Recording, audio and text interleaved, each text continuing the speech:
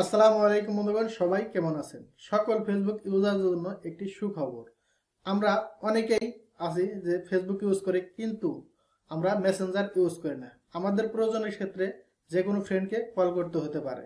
তো সেই জন্য আমাদের কিন্তু আবার পুনরায় মেসেঞ্জার ইনস্টল করতে হবে, তারপরে কিন্তু কথা বলতে হবে। তো আজকে আমি যদি দেখিয়ে দিই যে আপনার মেসেঞ্জার ইনস্টল করতে হবে না, ফেসবুক থেকে কিভাবে কল করবেন, তাহলে বিষয়টা কেমন হয়। তো এই বিষয়টা জানার জন্য পুরো ভিডিওতে সাথে থাকবেন। একটু স্কিপ করবেন না, স্কিপ করে কিন্তু জানতে পারবেন না। চলুন আমরা দেখে আসি সেই কাজটি কিভাবে করবেন।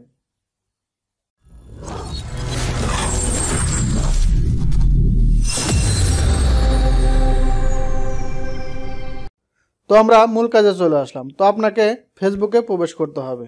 তো আমরা ফেসবুকে প্রবেশ করলাম। ফেসবুকে প্রবেশ করার পরে আপনি যে ফ্রেন্ডকে কল করতে চান সেই ফ্রেন্ডের আইডিতে আপনাকে প্রবেশ করতে হবে। তো আমি আমার ফ্রেন্ডের আইডিতে প্রবেশ করব। আমি একটা ফ্রেন্ড সিলেক্ট করলাম, সেটা আমি সার্চ করে নিতে পারেন, আপনার যেটা ইচ্ছা সেটা নিতে পারেন, ঠিক আছে। তো আমি একটা সার্চ করে নিলাম।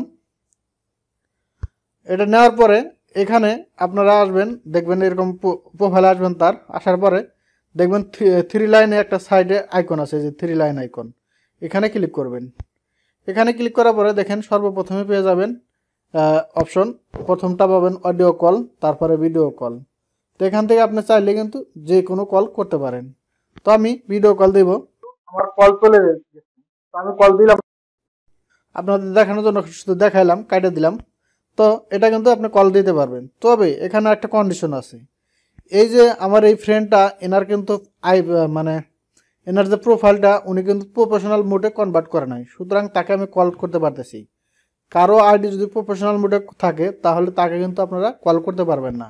এটা আমি দেখে দিলাম। আর আপনারা যদি চান যে আপনার ফেসবুক আইডিতে কেউ না কল করুক, আপনিও আপনার আইডিটি প্রফেশনাল মোড করে নেবেন, তাহলে কিন্তু আর আপনার আইডিতেও কেউ কল করতে পারবে না। মেসেঞ্জার থাকলে আর কেউ কল করতে পারবে না, মেসেঞ্জার না থাকলে আর কেউ কল করতে পারবে না, ঠিক আছে।